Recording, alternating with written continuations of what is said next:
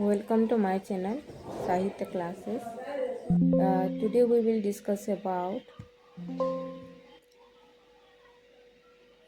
some educational policies and it's a previous year question जो कि हम लोग पहले एक वीडियो में डिस्कस किए थे। आज उसका दूसरा पार्ट को डिस्कस करेंगे और उसके साथ हम लोग प्रीवियस ईयर क्वेश्चन को भी देखेंगे जो कि आप लोगों के लिए हेल्पफुल होगा और इम्पोर्टेंट भी है आपके UGC net get set exam के लिए। और आप लोगों का तो प्रिपरेशन भी बहुत ज़ोरों से स्टार्ट हुआ होगा। तो आज हम लोग देखते हैं कि ये एजुकेशनल पॉलिसीज़ उसके साथ प्रीवियस ईयर का क्वेश्चंस और डिटेल एक्सप्लेनेशन। और आज का वीडियो थोड़ा लंबा हो सकता है तो शुरू से एंड तक देखना। आपको मैं प्रॉमिस करती हूँ आपको बहुत ज़्यादा हेल्पफुल होगा आप लोगों का प्रिपरेशन के लिए।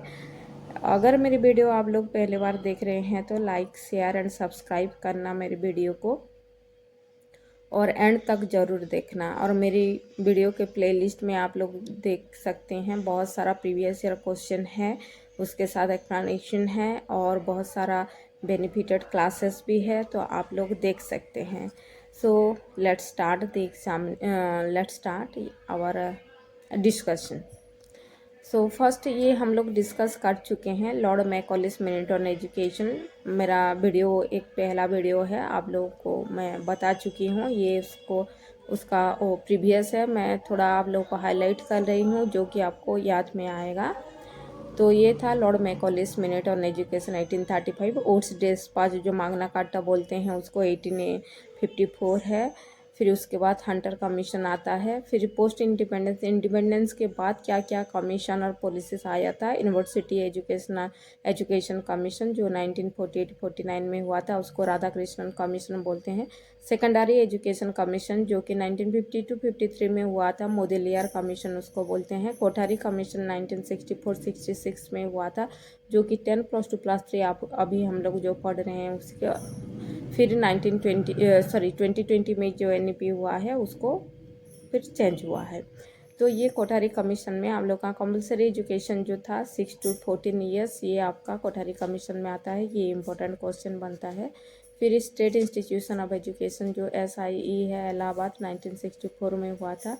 फिर national council of education research and training NCERT जो 1961 में हुआ था, इसको ये भी क्वेश्चन में आ चुका है। फिर ऐसे के बेसिक एजुकेशन काउंसिल 1972 में हुआ था जो कि गांधीयन बेसिक एजुकेशन नई तालीम को एम्फासिस करता है।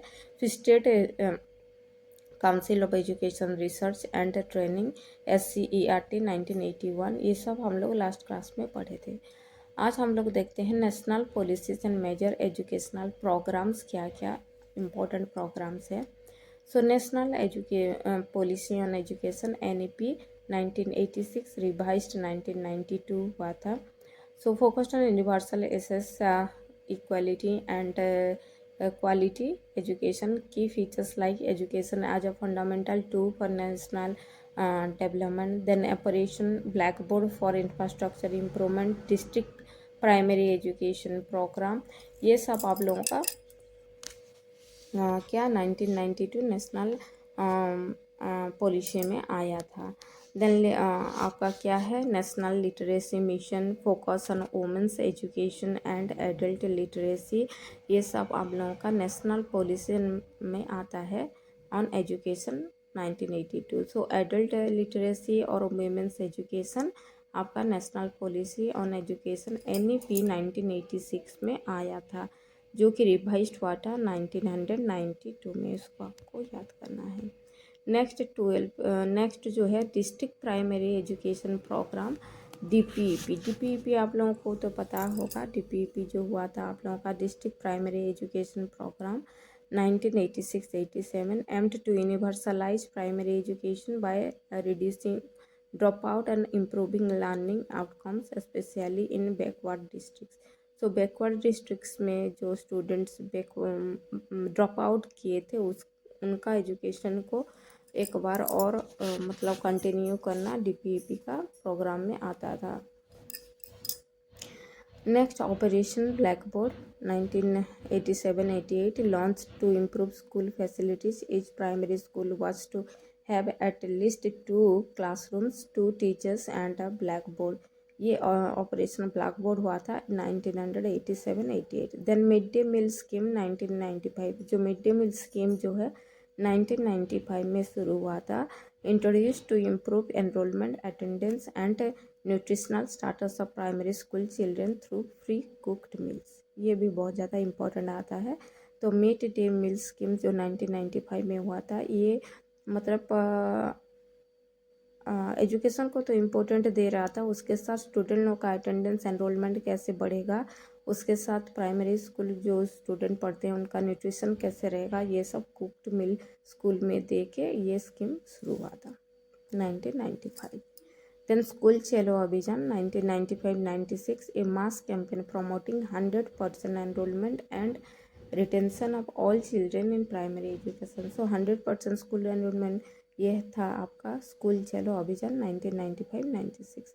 देन सर्व शिक्षा अभियान SSA जो 2000 और 2001 में आया था। So flagship program to achieve universal elementary education 16-14 years compulsory education सर्व शिक्षा अभियान में आता है। क्या फोकस इसमें दिया गया था? SS retention, quality improvement and bridging gender and social gaps. Next, Kasturba Gandhi Balika Vidyalaya KGBV scheme 2004 में आया था। Established residential schools for girls belonging to SC ST OBC minority communities in educational backward blocks. So ये आपका SC ST development government का जो मतलब department है, उसी डिपार्टमेंट में आता है। और जो बैकवर्ड क्लासेस का चिल्ड्रन हैं उन लोगों को ज़्यादातर फैसिलिटेट करने के लिए ये प्रोग्राम स्टार्ट हुआ था। तो आप लोग देख सकते हैं यहाँ पे मैं हर प्रोग्राम के आपका ईयर दिए हूँ। तो अगर क्रोनोलॉजी भी आता है तो आपको यहाँ से बेनिफिटेड आपको और बेनिफिट मिलेगा। सो ईयर को भी याद करना है। Then national curriculum framework NCF जो है 2005 में आया था, डेवलप्ड बाय NCERT। और उसका आइडिया क्या क्या है?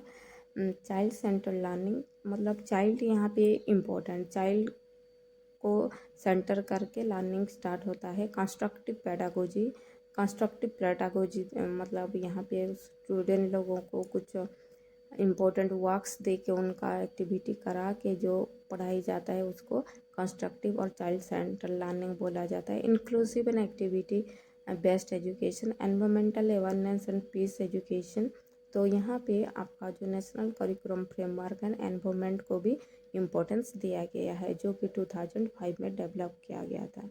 Then right to education RTE act 2009 implemented from April 1, 2010 ensures free and compulsory education for children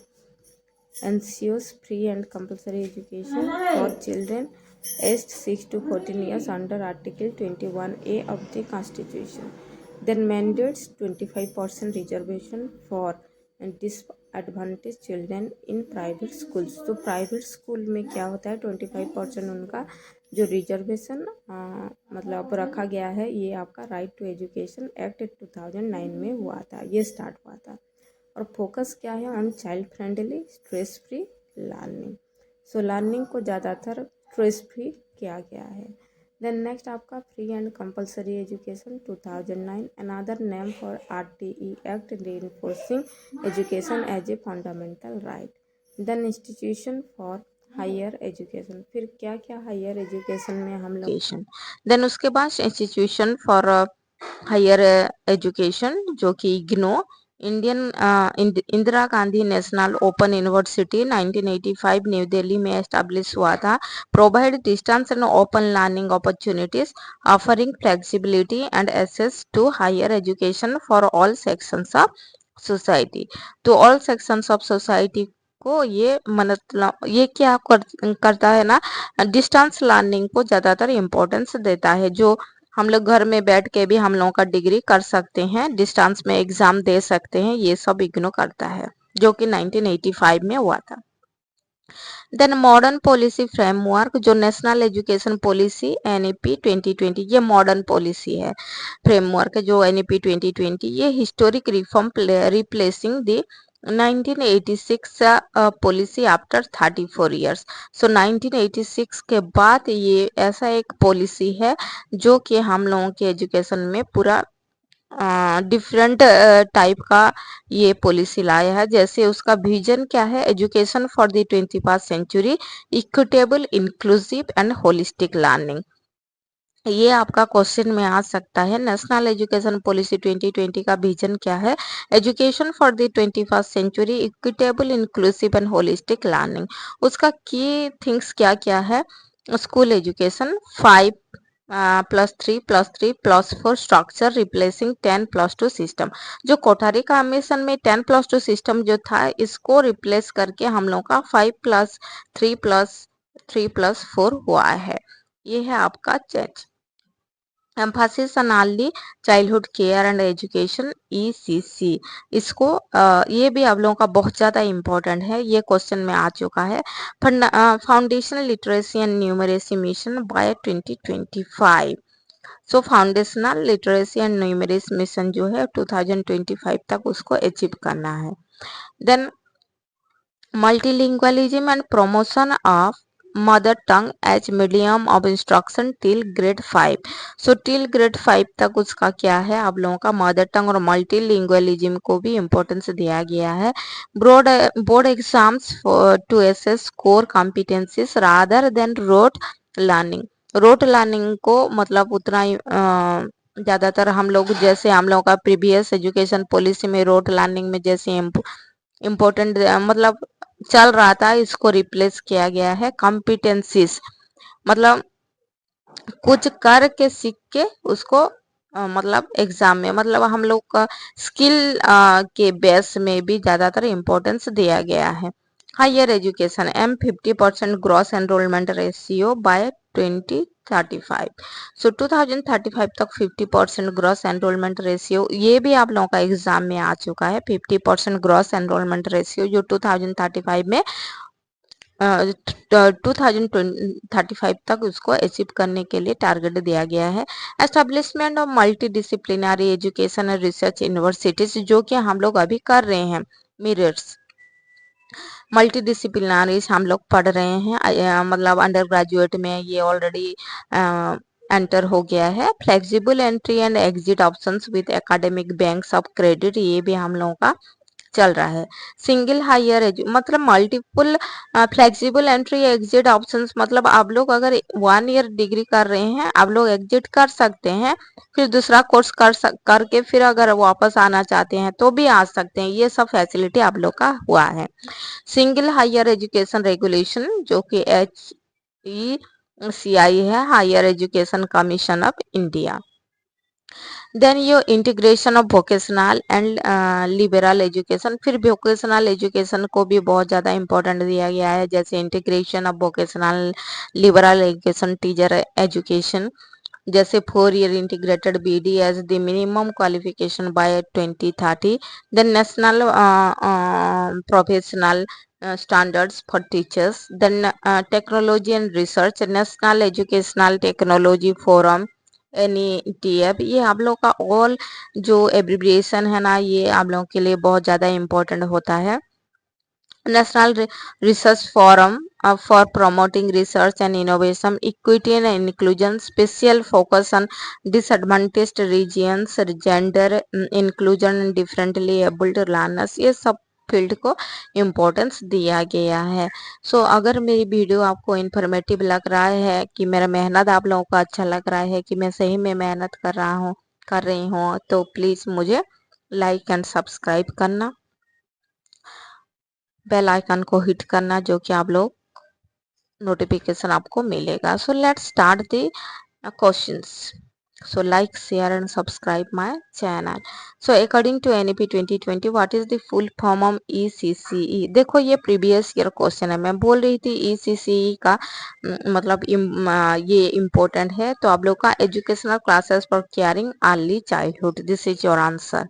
so early childhood care and education, sorry, early childhood and care and education, D is your correct option. So यहाँ पे मैं दे रही हूँ the national education policy 2020 proposed various reforms in school education as well as higher education including technical education that has to be adopted by all educational institutions। Key point क्या है, ECC program needs to be determined by children's developmental and contextual needs providing for more need based inputs and enabling environment. ये है आप लोगों का ECC का क्या है, ensuring quality childhood care and education for children between 3 to 6 year. 3 to 6 year में ECC है आपका। मतलब अगर 3 इयर्स में हम लोग स्कूल दे रहे हैं तो वहाँ पे स्कूल में उनका केयर जैसे होगा, एजुकेशन भी ऐसे उनको प्रोवाइड किया जाएगा। जो 3 to 6 ईयर इसमें उन लोगों का जाएगा। It was believed that common curriculum would be appropriate for all, और कॉमन करिकुलम सबके लिए रहेगा। और यहाँ पे उसका गोल क्या है, सो development physical language cognitive social emotional creative and aesthetic appreciation to be fostered to ensure holistic development of children under 6 years। ये सब है आप लोगों का ECCE में। देन व्हाट इज बाल बाटिका प्रोग्राम। बाल बाटिका प्रोग्राम क्या है, 1 year programme before grade 1। Grade 1 को आने से पहले उन लोगों का जो 1 ईयर कोर्स होगा उसको हम लोग बाल बाटिका प्रोग्राम बोल सकते हैं, जैसे कि प्रिपेरेटोरी क्लास और Bal Vatika. So NEP 2020 states that prior to age of 5 every child will move to preparatory class or bal batika, that is before class 1, which has an ECCE qualified teacher। सो ये है आप लोगों का डिटेल्स। सो आप लोग यहाँ से डिटेल्स ले सकते हैं, नोट बना सकते हैं। एडिशनल इंफॉर्मेशन मैं दे रही हूँ। सो लॉन्च्ड इन 2021 निपुण जो है national initiative for proficiency in reading with understanding and numeracy। Bharat is the national mission for attaining the goals for fundamental literacy and numeracy in the country as directed by NEP 2020। So Vidya Pravesh has been developed by NCERT for student entering grade 1। ये सब हो गया है। The next question, which of the following 2 points were emphasized by Woods dispatch of 1854। 1854 में जो woods dispatch हुआ था, क्या इम्पोर्टेंस 2 पॉइंट यहाँ पे लिया गया है। ए एंड डी हम लोग देखते हैं। Teaching of the English language along with the study of vernacular language, और उसके साथ the importance of female education, choose the correct options। ये sorry the importance of female education, ये दोनों को ये importance दिया था क्या, उस डिस्पैच। एक तो वर्नाकुलर लैंग्वेज मतलब अपने लैंग्वेज के साथ, और teaching English with along with vernacular language, और इम्पोर्टेंस ऑफ फीमेल लैंग्वेज, ये उस डिस्पैच में था। Then an Indian English poet once remarked that his discipline and education gave him his outer, whereas his Indian origin gave him inner form, reflecting a part of this claim in the famous essay he called। कौन से essay में ये बोले हैं, is there an Indian way of thinking, this is the essay। Which British administrator passed a resolution for the promotion of European literatures and science among the native of Indian? It is Lord Bentinck। Then which of the following 2 points were emphasized by Woods dispatch? ये तो हम लोग कर चुके हैं। Then Thomas Birmingham Macaulay, the writer of the infamous minute of 1835, finds a mention in Salman Rushdie। कहाँ पे ये मतलब मैकॉले के ये दिखाई देता है आपका जो है sorry the Moor's last Salman Rushdie. तो ये था आप लोगों के लिए इम्पोर्टेंट वीडियो आई थिंक। तो अगर मेरी वीडियो आप लोगों को कुछ भी हेल्पफुल हो रहा है तो like share and subscribe my channel, and please comment me if anything you need. So thank you for watching my video। Bye bye student।